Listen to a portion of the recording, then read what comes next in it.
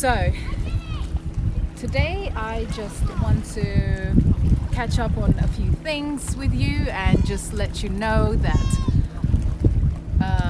this is where magic happens. And of course it happens everywhere, in the studios, it happens in the cities, but it also happens in places like this.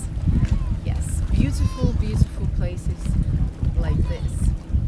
So, yes, the follow-up to my album Legends on the Map is coming out this year, and of course look out for the remix to Day by Day song.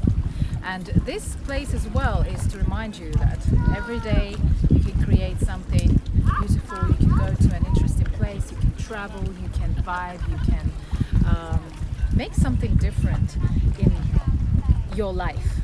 Just go out there and explore.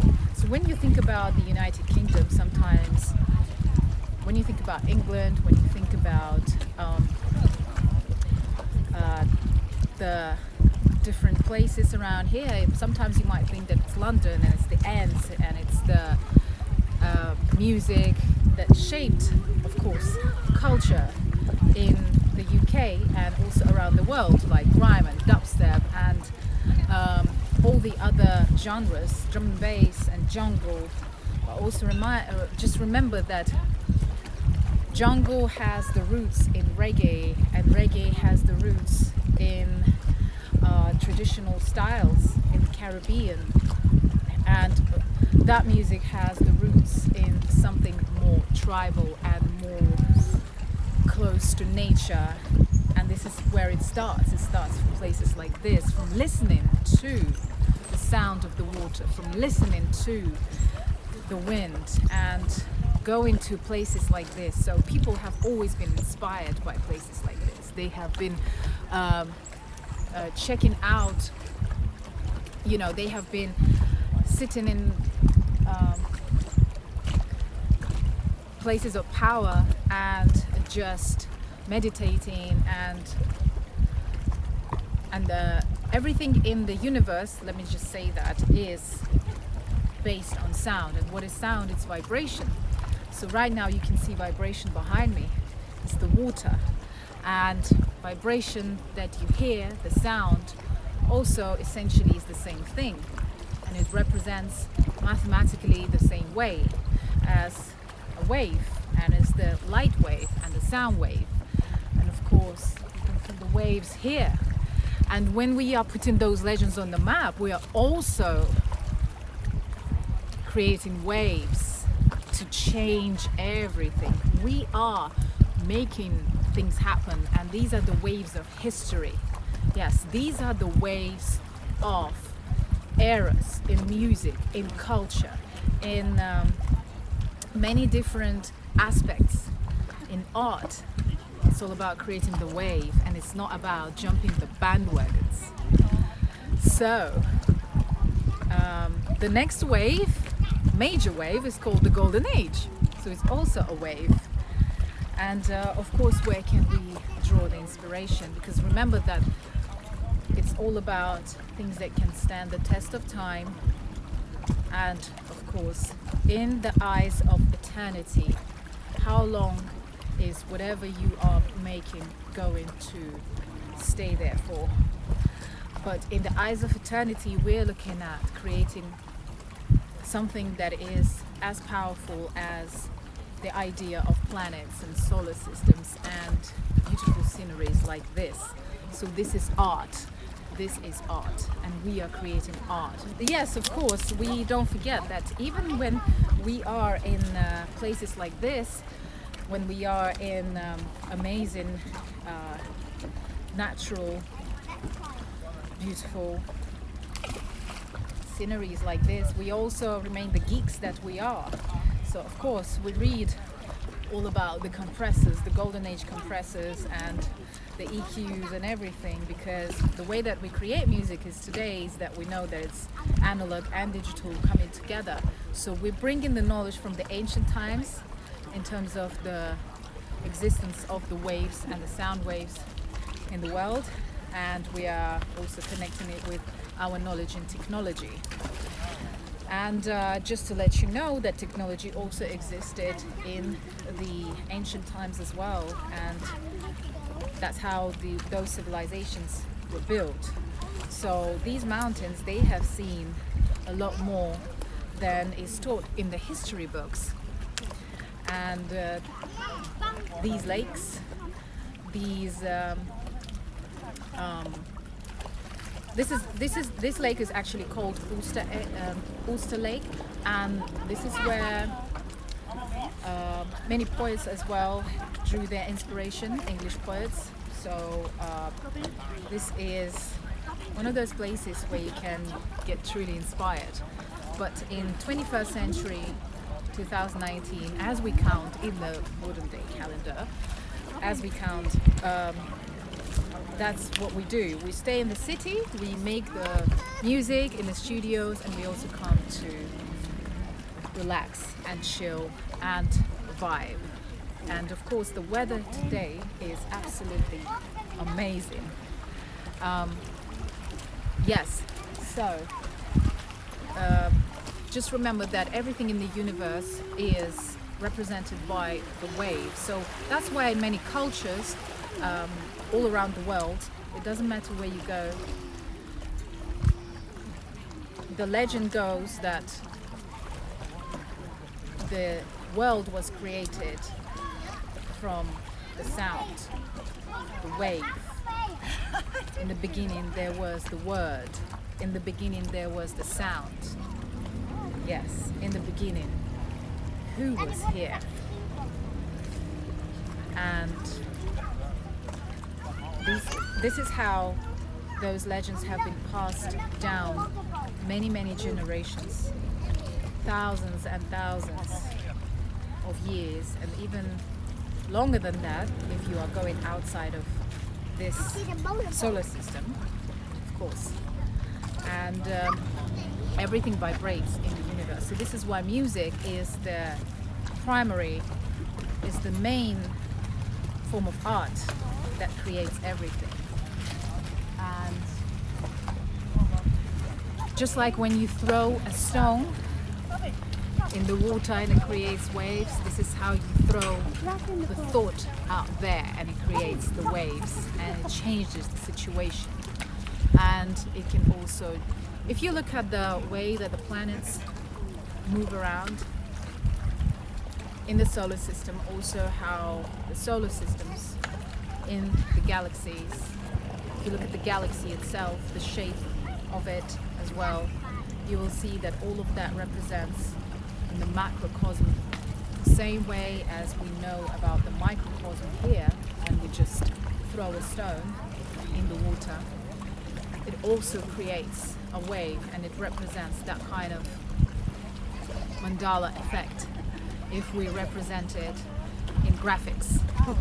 So this is why it's so important. So that's why music right now, in this time and age, in the age of technology, and at the same time reconnecting with nature, this is why music is the number one form of art. And all the other forms of art, whether it's visual, they can represent that as well, and they come hand in hand. So music is also the art, the main form of art of today and the future. And of course it has always been used in in different religious practices, and it has been used as well in the concerts, in the shows, and also in terms of bringing people together. And if you just listen to nature, you will hear music ultimately. Planets make sound, everything is a vibration, and the word is also sound. So when we say that in the beginning there was the word, you have to think about it that this is a very powerful tool. So this is why writers and singers of the word can be so powerful. But as long as we don't reduce it to mere entertainment, and we remember how it used to be in the time times that these mountains remember.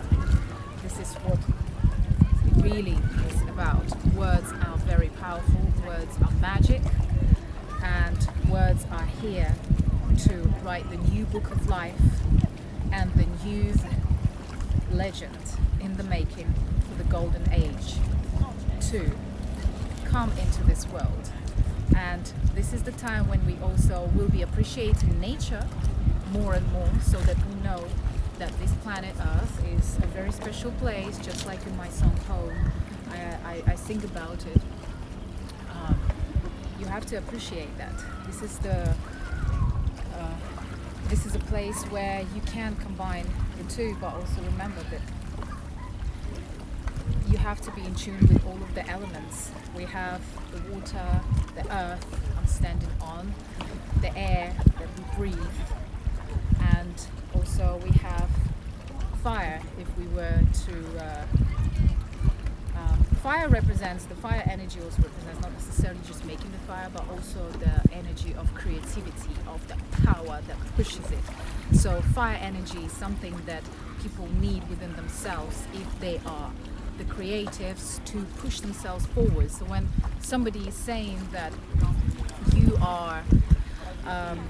you're not good enough, or you don't know anything about your craft, or you're not going to make it, it's the fire energy within yourself that you need to bring out that will help you keep pushing no matter what anybody says. The water energy is something different as well, and it's about going deeper, and it's about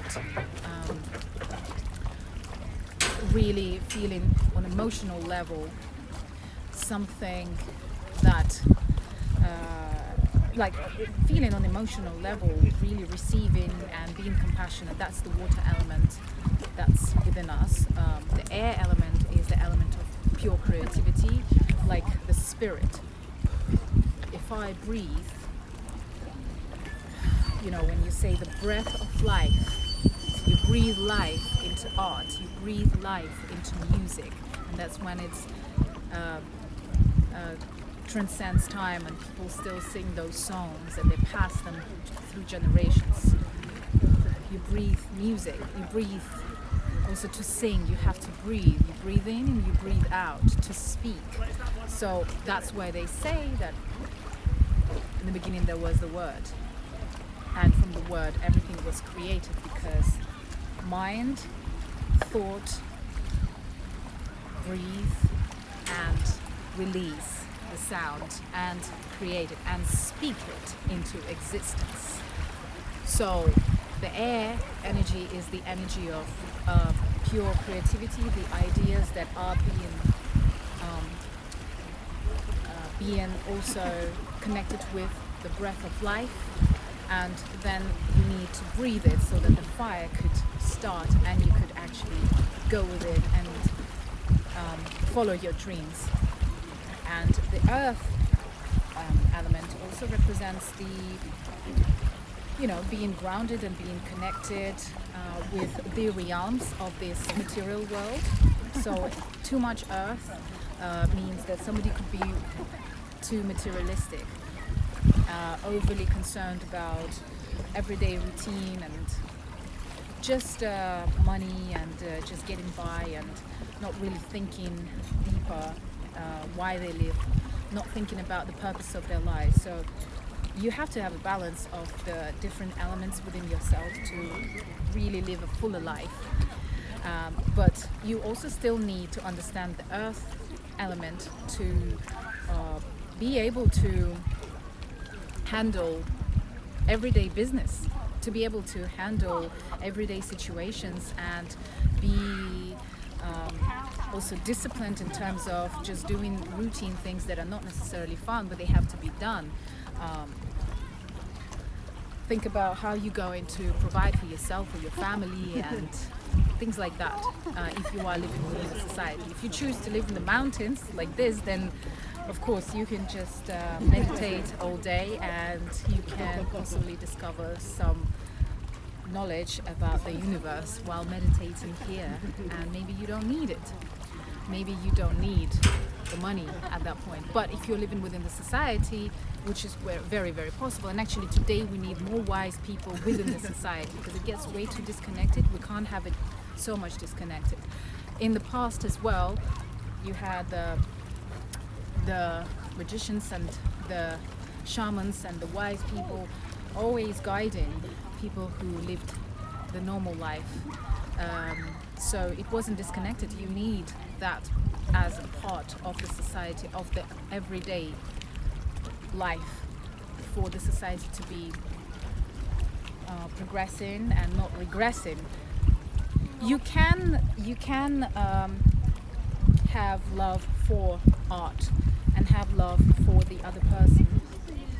It is possible to also love yourself, love another person, love art, and essentially this would be, at the deepest level, it can be the same kind of love. And it can be unconditional. It can be just because you love that person, or you love to create. However, what really happens with that type of love is that it never fades, it never goes away. So to know if it's that kind of passion and not just some kind of feeling that we have because it's fun, to know there is that kind of passion, it means that you would do it alone, you would do it anyway, you would do it whether you're getting paid or not, whether you are approved by society or not, you do it because you love it. You'll do it alone in these mountains. You'll do it just because you wake up and it's just a part of yourself to love art and to love that person. So passion in that sense does represent the fire element, the fire energy. So when we say burning that flame, burning the fire, in that sense, yes, it can be. But again, we have to check that it's real love when we're comparing it to love for art, and that love for art is essentially that kind of feeling when you know it's not just going to pass by, it's something very, very deep within yourself, it's at your core. And also it's connected, but at the same time, by itself, it can be just by itself, or it can be connected with the purpose. So if you know why somebody has the passion for art and also the talent and what they're ready to do and what they want to do, then it's all very much connected, and it's all a lot more solid as well and unbreakable. So yes, and but it's very it's very important to find that purpose and to know what it is for. And of course, when I was talking about the four elements, that also is represented by the album cover for The Alchemist, my first album, and where I'm standing in the center, connecting all of those elements as the creative, the producer, listening to the beat of the universe. That's what I'm saying, because on the macro level, we are just, might be having a party here. We might just play music, like I was just playing Bob Marley earlier, just sitting here. And this is on the micro level, we're connecting and the music vibrates.